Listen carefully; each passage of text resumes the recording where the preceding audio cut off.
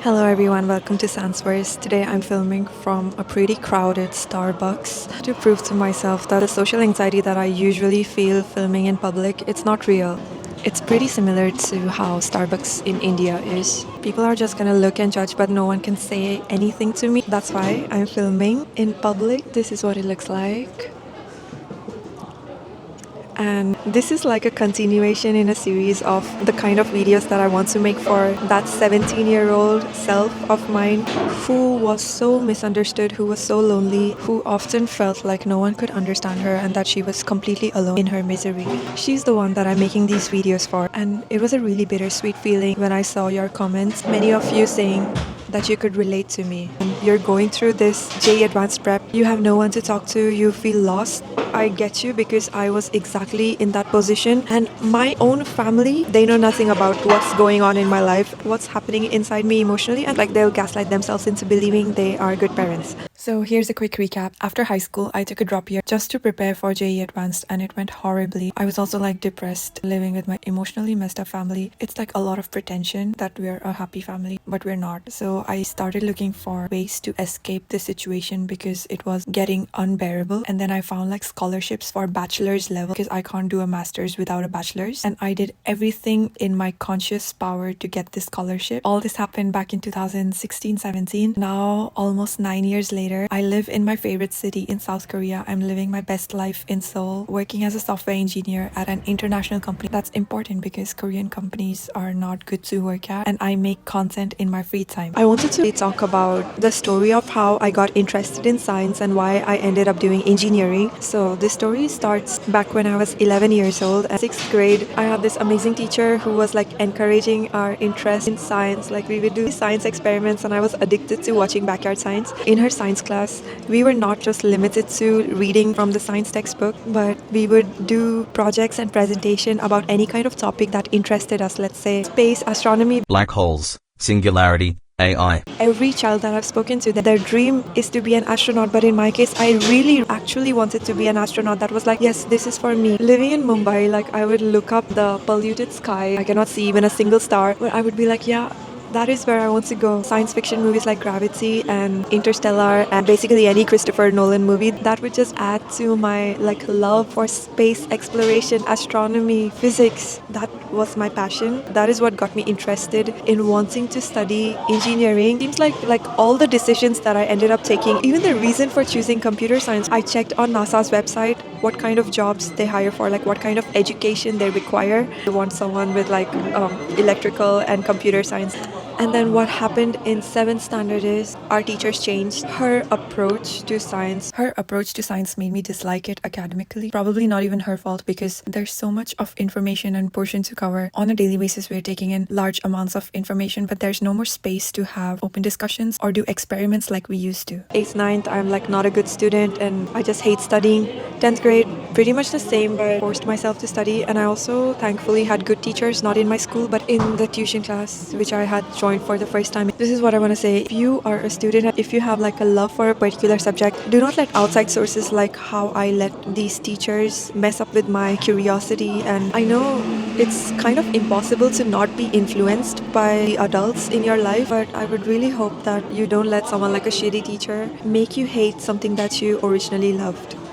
So my problem with JEE Advanced Prep and schools in general, how schools and these fucked up teachers, how they ruin my life, they teach conformity. They teach you to conform. They don't want you to be curious. They actually dislike your creativity. For them, curiosity and questions outside the syllabus, that is a nuisance. The teacher that is not like that, she is a blessing. But schools in general and teachers in general, they fail to see innate curiosity as important. And parents, if you're watching this and you force your children to go to school when the children don't want to go, you don't even realize how much damage that does to a child. I don't care if parents love their children or not. You should understand your child. My parents failed to do that, and that is one of the reasons I have so much like anger towards them. They fail to understand me. They still fail to understand me, so I've like just given up on it. In school and in IIT JEE Prep, mistakes are stigmatized. I saw a bunch of comments on my YouTube channel calling me, oh, like this is a community, a place of losers. Losers, you ask any entrepreneur what has been the single biggest reason they have succeeded. It is they have failed fast. That's what you don't fucking get. Losing is good. This is something I'm still working on myself. I fear mistakes, but failure and making mistakes is actually so important for eventual success and eventual financial freedom. To find your calling. You have to try out a bunch of things and figure out if it is for you or not. That is how you understand yourself. Schools actually discouraging that is absolutely insane to me. We're so limited to just preparing for JEE Advanced, and the syllabus is vast and there's so much to study. You kind of forget that even if you're not intelligent in this one particular way of solving problems, you might be like super talented in another way and you're not even recognizing it, and you're hating on yourself for not living up to the coaching classes standards or your parents' standards or your fucking relative standards. I saw so many comments about like people worrying about what their relatives will think. Like, ask yourself, are they actually successful in your opinion? Like, be truthful about it.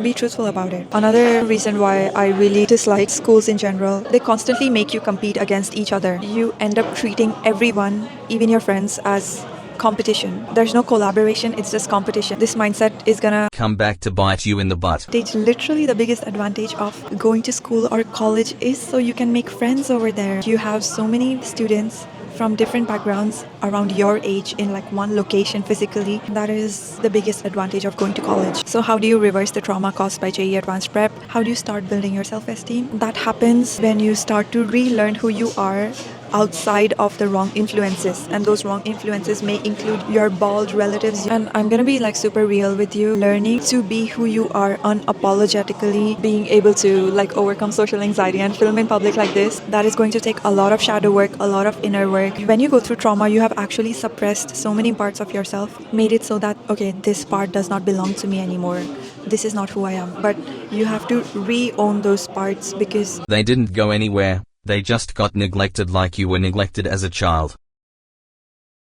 you have to ask yourself, what do I enjoy? What comes naturally to me? What excites me outside of academics? Because academics has kind of taken away all of your curiosity. You have to relearn who you are. I promise you this is going to build your self-esteem. Second is you have to start taking small actions towards the things that you're curious about. If you have like even a little bit of curiosity, what is ice skating like? What is figure skating like? What is it like to like do solo travel in, let's say, Bhutan? I don't know if that's possible. You have to take actions towards your curiosity. I should have added this in the beginning. None of this advice will work if you are still living in a toxic environment where you have to cope with suppressing yourself.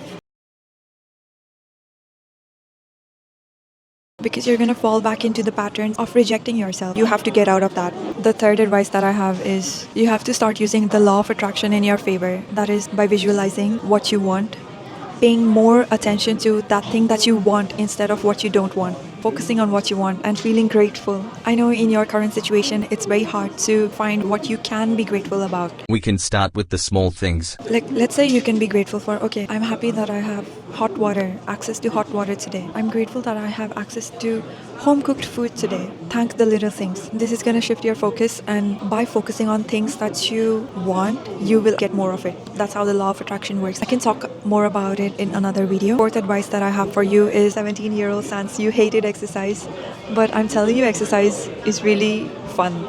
Exercise can be really fun. You just have to find the right one. And I have to go to my CrossFit class in the next 10 minutes. It starts in 10 minutes and Exercise is a really good way to build your identity because you see the progress pretty quickly and it has made my mind a lot more stable. Fifth advice that I have is you have to kind of like, I know it's not the right way to say it, but I hope you understand my meaning behind this. You have to kind of put down others' opinions and think of your intuition as more important than what others say. I know you care about what your parents think. I know you care about what your relatives think. but they aren't living your life. You are. You have to really ask yourself, do I like their idea of success? I'm not telling you to disrespect them. I hope you won't disrespect them because the right way of communicating is using persuasive language. You know, it's possible to be persuasive and respectful and still value your own emotions and opinion more than someone else. 혹시 이거 테이크아웃 가능할까요?